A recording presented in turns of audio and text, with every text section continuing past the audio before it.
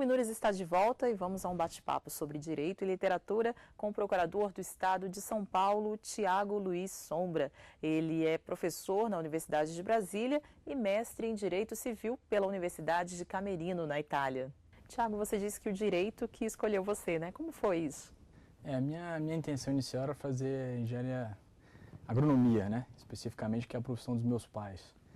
Mas foi uma pretensão já tolhida desde logo, porque a minha mãe sempre teve uma participação muito incisiva na minha criação e ela, desde o início, falou, olha, eu acho que você não vai dar certo, acho melhor, vá por mim, faça direito, que eu acho que tem muito mais a ver com você. E aí foi uma coisa curiosa, porque ela me inscreveu até no vestibular, ela que me estimulava, incentivava, e ela durante o curso inteiro foi a grande incentivadora, né? Então eu digo que, na verdade, se não fosse a percepção da minha mãe, eu talvez não tivesse tão satisfeito, tão realizado na área jurídica, na minha carreira, como eu estou hoje. E foi ela também que te incentivou na literatura, na leitura? A literatura dela era uma literatura mais técnica, mais científica, não era a literatura popular do dia a dia. Mas ela sempre incentivou a gente a ler muito em casa. Eu me lembro da minha mãe comprar a coleção TRA, por exemplo, e distribuir os livrinhos para a gente, organizar para que a gente lesse e contasse para ela os casos. Então, ela sempre teve uma participação muito forte na literatura. Era uma literatura, digamos, uma literatura mais pueril, mas eu acho que essa base, ela teve uma participação muito forte, sim. E o livro Meu Pé de Laranja Lima? O que eu achava particularmente interessante no livro é que era aquela inocência do Zezé, né?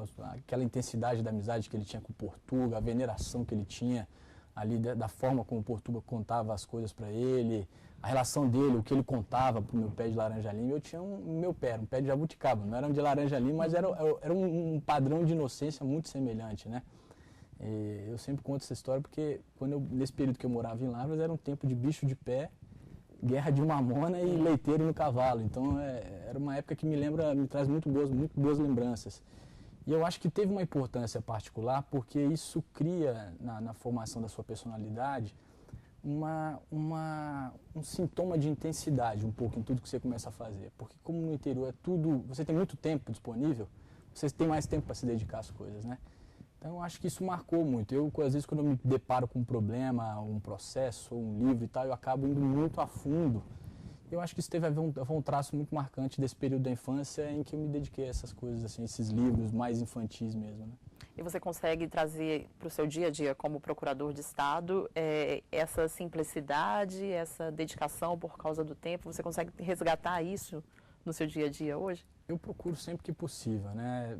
Tentar fazer as coisas com a maior intensidade possível, embora às vezes nos tempos atuais a gente se ocupe de muitas coisas, mas sempre procurar ser o mais dedicado, seja na minha atividade de professor, seja na de procurador, enfim.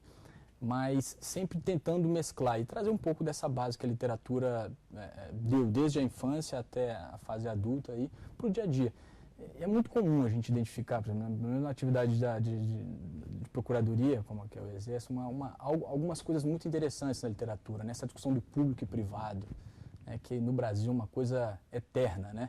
Onde começa o público, onde termina o privado, e a literatura explora isso com muita riqueza, né? A gente tem livros de autores brasileiros que você vê que vão a fundo, Sagarana em alguns aspectos, Grande Sertão Veredas. A gente pode discutir uma série de casos em que efetivamente esses autores se aproveitam especificamente desse tema para tratar de algumas questões. Isso se confunde um pouco com a minha atividade do dia a dia.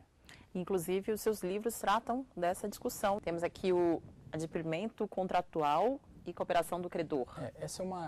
Foi o meu último livro, né? Basicamente ele trata dessa necessidade de cooperação que a gente precisa ter. Ele tem uma vertente muito interessante que é a forma, nós temos uma visão no Brasil um pouco deturpada, né? De que o devedor é sempre a figura feia, a figura negativa de uma relação, quando na verdade não. Às vezes o devedor ele é uma figura que, tanto quanto o credor, quer se ver livre de uma relação contratual para ele poder contrair uma outra.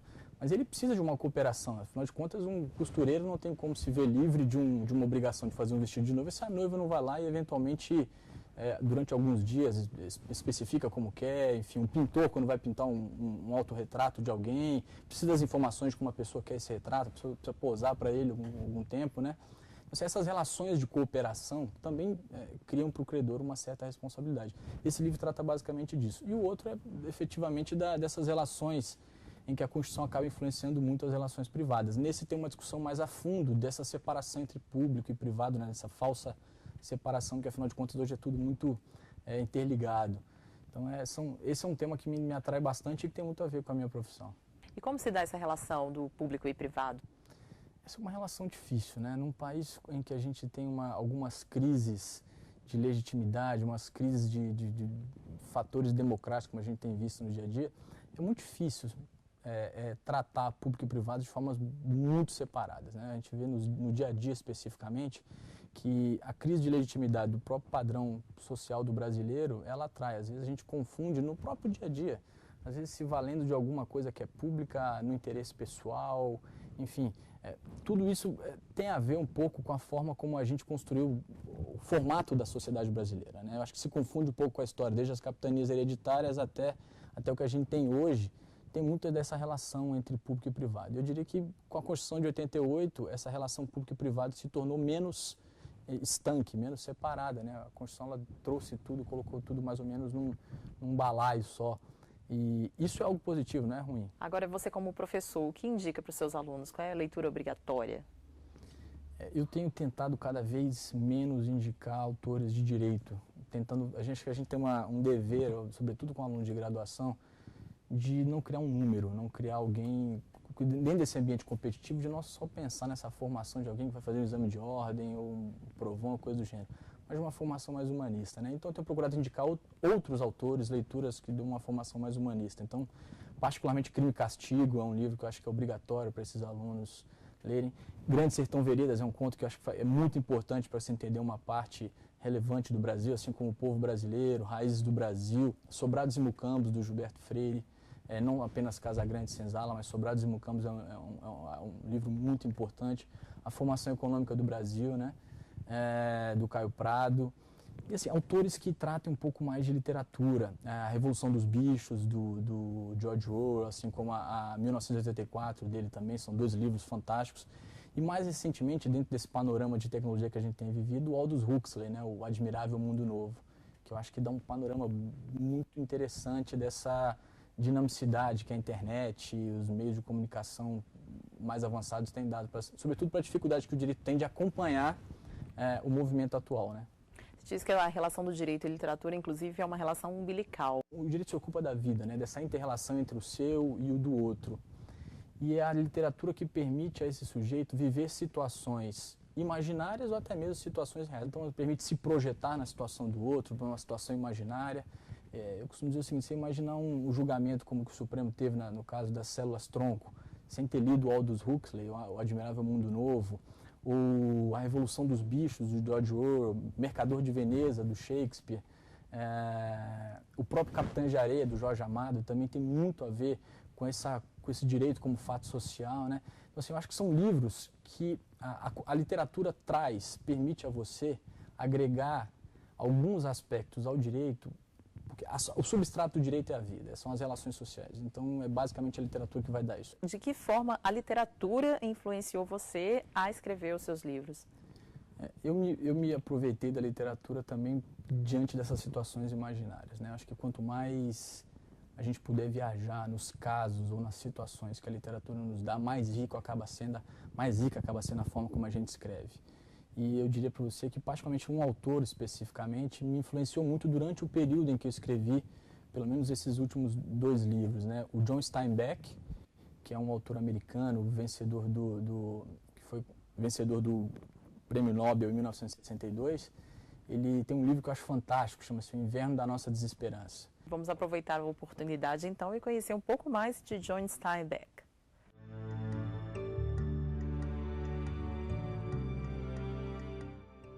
O escritor americano John Steinbeck nasceu na Califórnia em 1902. Tornou-se conhecido depois da publicação do livro Tortilla Flat.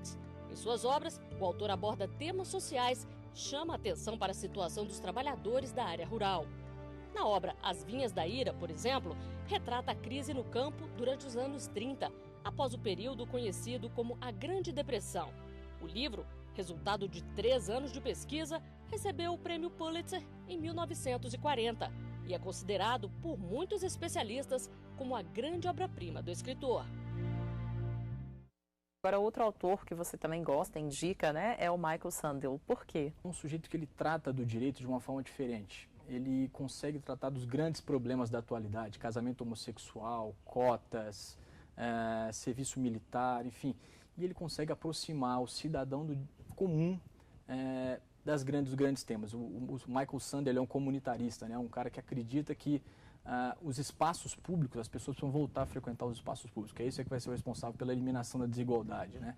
Então, assim, ele tem uma perspicácia de captar o direito exatamente como essa alteridade, com essa particularidade que é de captar as contradições entre as pessoas, as interações do dia a dia. Então, assim, ele consegue relacionar muito bem tanto o aspecto teórico quanto o lado prático, os casos, como as situações se vivenciam, tanto no imaginário quanto no real. Então, eu acho que hoje ele, da área jurídica, eu diria que é um dos professores mais brilhantes aí que nós temos dos últimos anos, os mais promissores, certamente. Ok, Thiago, muito obrigado pela sua participação aqui no Iluminuras. Eu que agradeço. Foi uma surpresa, mas fiquei muito satisfeito também de vir. E o Iluminuras fica por aqui, mas você pode rever os programas no site da TV Justiça. Acesse www.tvjustiça.jus.br. Na semana que vem, você já sabe, temos um encontro marcado com o direito e a literatura. Até mais!